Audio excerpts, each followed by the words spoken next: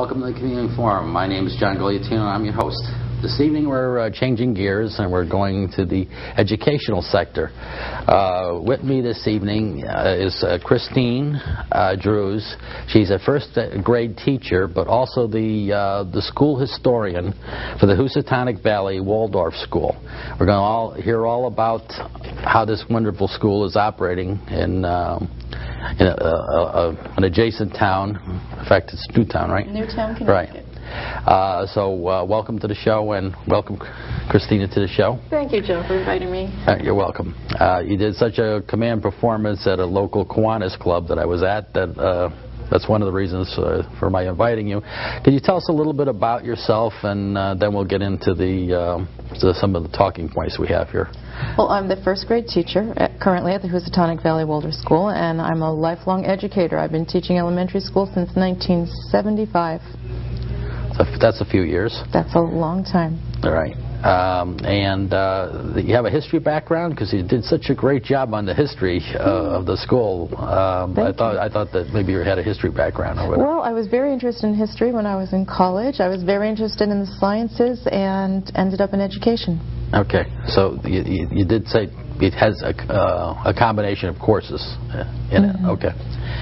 Well, what is the Waldorf School? Because I thought of the Waldorf Astoria, and then when you went through the history, you brought out how the Waldorf was tied into the school. Well, Waldorf schools are sometimes called the best-kept secret in education because most people haven't heard the term Waldorf education. They're actually the largest independent, unaffiliated, non-sectarian, not-for-profit preschool through 12th grade school system in the world. There are over 900 schools on all 5 continents, some 50 teacher training centers around the world, and it started in Europe, in Stuttgart, Germany in 1919. And it was so popular that it spread to England, spread across to the east coast of the United States, and to the west coast of the United States. We've been filling in the United States ever since, and it's gone worldwide. Okay, now you told the story about how it happened in the United States. That someone did a kindness. Why is it called a Waldorf school? Right. You know, what is that? It's the name of a hotel. It's the name of a salad. What in the world has that got to do with primary and elementary and early childhood education? Since everybody thinks of the hotel. Of course, of course. Well, in the late 1700s, a young man, 15 years old, by the name of Johann Jacob Astor, went to England thinking he was going to sell musical instruments, and didn't do so well, came to New York to do the same thing. That wasn't going to go so well either, and started selling pelts and tobacco for the Dutch East India Company, amassed the largest private fortune of his day, and his family went on to found a cigarette factory in Stuttgart, Germany. Now, where the name Waldorf comes in is that Johann Jacob Astor was born in the town of Waldorf, Germany. Now, the factory then was called the Waldorf Astoria Cigarette Factory.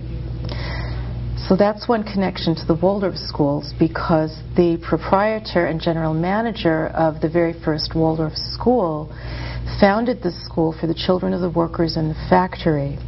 But back to the hotel, when William Waldorf Astor, one of the descendants of our friend Johann Jacob, was in Philadelphia one night and went to a hotel to stay on a rainy night like we've had today, and there was no room in the inn. And the bellboy said, "Well, I'll give you my room." And William Astor said, "Someday I'm going to come back and I'm going to build you the best hotel in the world and make you the general manager." Well, 2 years later, this bellboy got a letter and said, "Will you meet me on the corner of 5th Avenue and 34th Street?" And they met, and that was where the Waldorf Astoria Hotel was. And it was constructed when you got there. And it was just built, and that's how George Bolt became the first general manager of the Waldorf Astoria Hotel. So the hotel, so a little kindness went a long way there. A little kindness went a long way, with the idea that you never turn away a stranger, because it could be somebody very, very special. So this idea of the Waldorf Astoria Hotel and the Waldorf Astoria cigarette factory come from the Astor name and the fact that the Astors came from Waldorf in Germany. And they were known for the highest quality of everything. And in 1919, after World War I, Europe was in shambles. And there was a doctor by the name of Dr. Rudolf Steiner, who was very well known for public speaking all over Europe, spoke about agriculture and education, art, social renewal, all kinds of subjects. And he was invited to speak at the Waldorf Astoria cigarette factory. And the general manager, Emil Malt, thought, well, if we could just have an education where the children were educated in such a way that it went with the natural biological development of how they learn, that they could learn in freedom, not from someone's outside agenda, but from within themselves, they would then grow up to help renew society. So that's what makes it like a unique... That was one of the unique impulses to begin with. Yeah. And the idea also then that Emil Maltz donated a lot of money to it so that it was part of this philanthropic tradition of the Astor family, who gave a lot of money to children's homes, elderly people's homes. And so now here was a business partnering with education with the idea that there could be a school that would educate children for freedom for the future. So Dr. Steiner started that first school in the Waldorf Astoria cigarette factory. And they didn't name it the Astor School or the Mr. Maltz School or the Steiner School. They chose the name Waldorf because of the idea of the partnership between the factory and education and the quality that the name Waldorf represented. So hence it was called the Waldorf School. And as it spread, the name Waldorf Education spread with it. So that's how you got the 900 schools. Was that achieved lately? Or was most of it... Since 1900... in North America, probably in the 50s, there were maybe 20, 30, 40 some schools. But the schools have really taken off lately in Asia and in the former Soviet Union Eastern Bloc countries, where they weren't allowed to choose their own schools before. Now they're starting to do that, and when they can choose an independent school, they'll choose Waldorf Education, and the schools will fill up. You can't get in. What's the curriculum like? Yeah, for grades 1 through, is it 8? Yeah. It's a preschool through 12th grade. The early childhood grades, preschool and kindergarten, are what is known as a developmental kindergarten, where through play and through movement and gardening and baking and drama and storytelling, we prepare the children for the grades.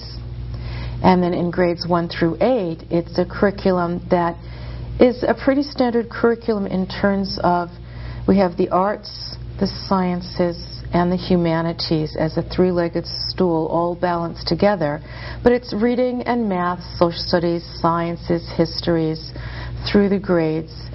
And in the lower school, in grades 1 through 8, the science and math curriculum is especially rich. We teach blocks in biology, meteorology, botany, in the history blocks, ancient history, modern history.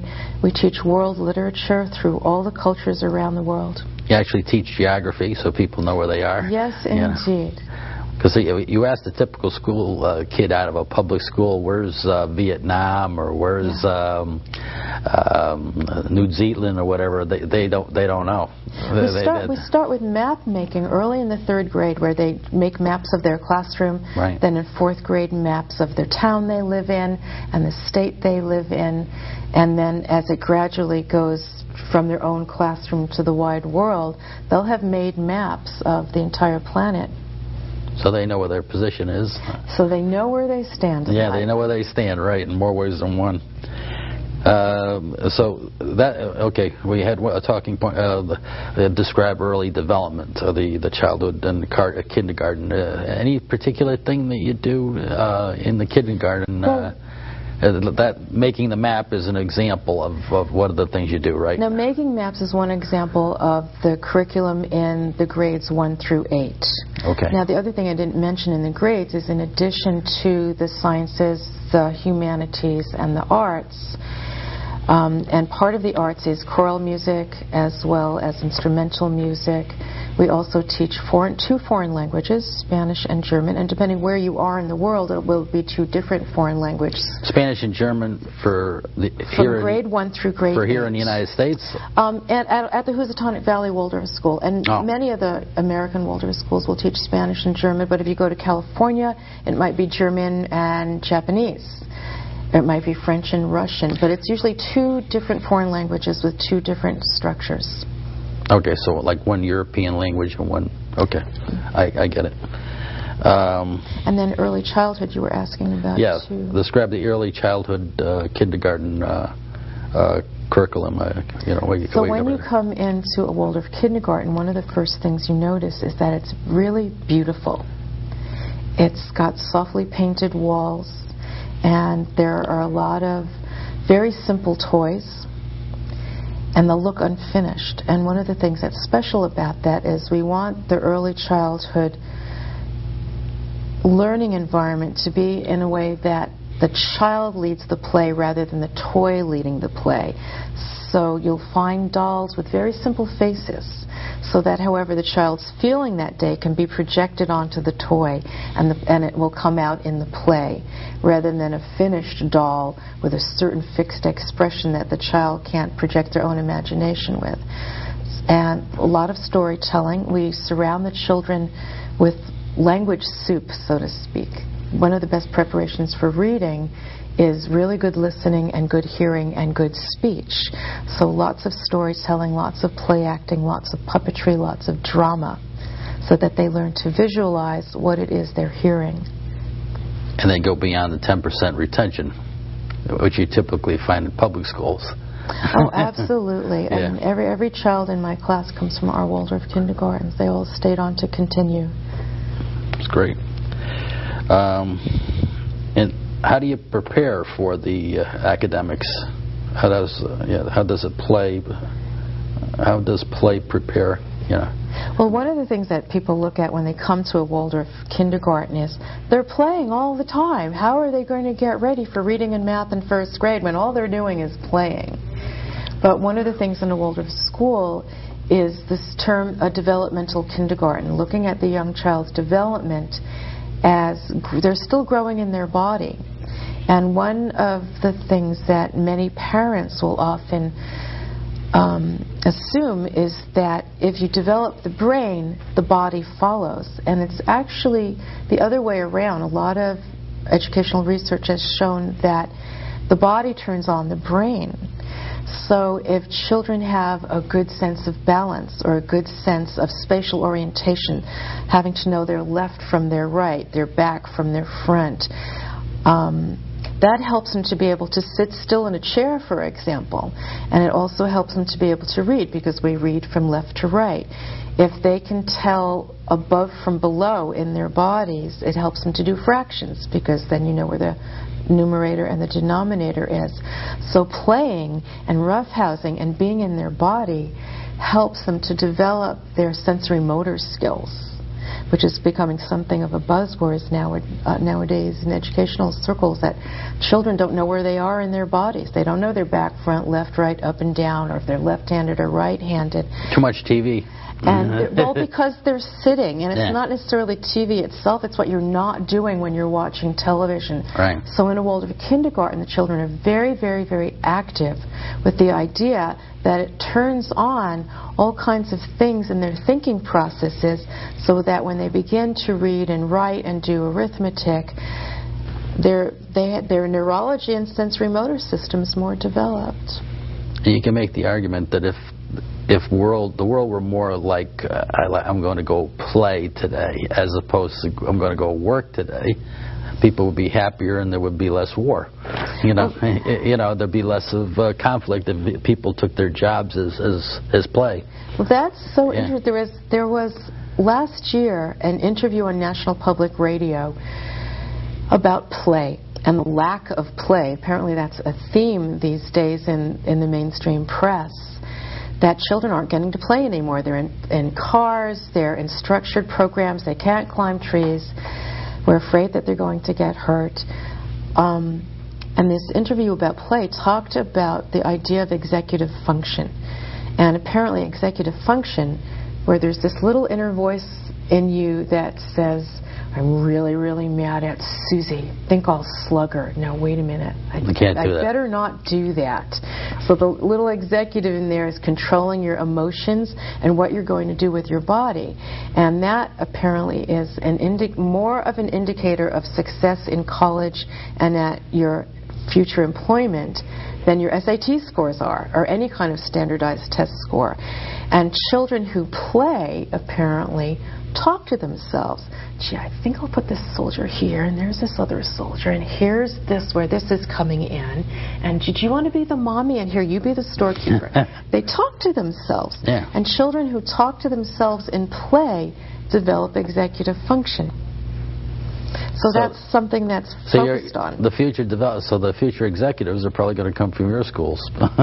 Well, we like to look at it as we don't want children to be dependent on Steven Spielberg or Walt Disney or Bill Gates. We want them to be the visionaries of the future and have that imagination and enthusiasm and courage for learning. And those people, 3 out of 4 of those people may have gone to your schools. You never know. They might go now. They might go now just because we value courage and enterprise and creativity in the Waldorf schools. Now, how old is the Housatonic Valley Waldorf School? The Housatonic Valley Waldorf School is one of the younger schools in Waldorf education. If you remember, the first one started in 1919 in Germany, and the first school in the United States was in 1924 in New York City. And in, I want to say 1989, a group of parents got together, one of whom was a graduate of the Rudolf Steiner School in Manhattan, Melissa Merkling, who's now our 8th grade teacher, got together with other parents and wanted to have an early childhood program and started a Waldorf kindergarten. And after about 5 years of a Waldorf early childhood program, there were enough families that wanted to have a Waldorf grade school, and it was a long commute to go to the school in Manhattan. Right. And so they began a school in a good 10 years ago. So this school's almost 20 years old. Yeah. You know, and it's how many successes do you have? Some examples of successes that have come from the school that might be 20 years. In 20 years, they might be just kicking in right now. Well, we've had 5 classes graduating from our 8th grade, and they've had their choice of independent high schools and public high schools that they go to. Our students tend to be recruited, and that's typical of Waldorf 8th grade students. They tend to be recruited into other high schools. I would say right now our greatest success as a younger Waldorf school is that we have just become fully accredited by the Association of Connecticut Independent Schools, as well as the Association of Waldorf Schools of North America. And for a younger Waldorf school to receive accreditation from these 2 organizations is quite complimentary. Yeah. That's quite an achievement. We can't, because of Comcast rules, we can't get into too much about tuition and stuff. But we can. But you do have financial aid for people that are that do want to go to that type of. It is an independent school, so it's a private school, but there are financial aid programs for Waldorf students in our school. And does someone have to have a certain IQ? Do they take certain tests? But I mean, what kind of test can you take? Yeah, well, that's an interesting... There's a 1-year-old, I guess. No. I mean, as a 1st grade-year-old. In fact, not only are there not entrance examinations in a Waldorf school, but anyone can come and It doesn't matter what your background is. If you fill out an application, if they can get there, and if we have space in our class, the teacher is actually the one who accepts the students. One of the unique features of the Waldorf School is that the first grade teacher stays with the class through the 8th grade. So, for example, my first grade students, when they go to 2nd grade, I will move on to 2nd grade with them. Oh, so you'll actually go from 1st grade all to the 8th grade? All the way through 8th grade. Wow. So I'll know the children and the families very well, and which is why... You're almost like a second mother then. With the, you become part of the family, and in a way, when you hit rough spots, it's like a family. You solve a lot of social challenges that way because you know you're going to stick together through the 8th grade. That's great. The community events, we've got that noted. Some community events that you get involved with. I would imagine the people that come to your school are interested in having everybody else know about how great it is. And is that what you're referring to? Well, one of the things we do with community events is we celebrate a lot of festivals throughout the school year. And we'll have a fall harvest fair, for example, that's open to the public. We have a golf tournament that's actually a fundraiser, and we have a school auction. We do a coat drive every year. We have a food drive. Ann's Place, which is in Dansbury, which works with cancer patients. Right. Our kindergartens did a Christmas tree for them, where we knitted and crocheted ornaments. One of the unique features of Waldorf education is that there's a whole handwork curriculum. One of the things that's coming in now in research is that if children use their fingers, they're actually better at reading. And so for almost 100 years now, we've been knitting and crocheting and sewing. So we handmade some ornaments for the tree, and the tree actually won a little award. Yeah, that sounds great. And Waldorf schools typically get involved with their neighborhoods where they are. And if they're good at crocheting and things, they might be good at, chips, silicone chips or something in the future, on a commercial basis.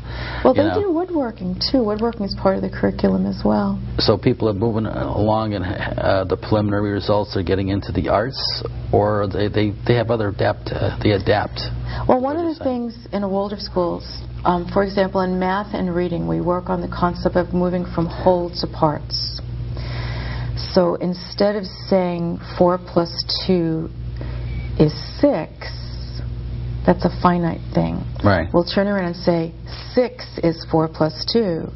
But there are a lot of ways to make 6. 6 could be 1 and 5. 12 minus 6. It could be 1 in 5. It could be 12 divided by. There's all sorts of ways. So when we move from whole to parts, we're really analyzing something, but then we put it back together into a synthesis. And so much of Western education is synthesis, taking all the small parts and putting them together. But in a Waldorf school, we also will go from whole to parts, and that is an artistic way of teaching. And so the arts is not just a separate curriculum, because we like to go from whole to parts. The arts is our medium. So in reading, I'm teaching the long and short vowels right now, but I tell a lot of stories around that so the children can visualize the story. So in that way, and then they'll draw the story, and then I'll color code the letters. So everything's very artistically and beautifully presented. Yeah, and there's something, the conclusions or parallelisms have been drawn in the past of, if you're very good at music, you're probably good at math, because they're tied. So the things that are tied together and have applications. Well, that's a very Waldorf way of thinking, that music and math are connected. And one of the things that Waldorf schools run into is that people often think, well, because it has a strong arts curriculum, it must not be scientific. When in fact it's a very balanced curriculum, and we look at the sciences as needing to have the eye of the artist, and that the artist needs to have the precision and discipline of the scientist, so they go together. Now, before we get too short on time, do you have a website that you can share with us? We do. It is Waldorf CT, Waldorf Connecticut.org, WaldorfCT.org. Oh, okay, and then you can click on to the and then you can click on new town. Okay. Yes, and that's actually the website for the Housatonic Valley Waldorf School. Oh, it is. Okay. Itself, and if you're looking for Waldorf schools in North America, the website is wywaldorfworks.org. Okay.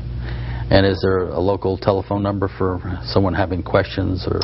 There is on their website. Oh, it's on the website. I'm new to the school, so all right, I haven't memorized it but yet. the website would be fine. WaldorfConnecticut.org, yes. Okay.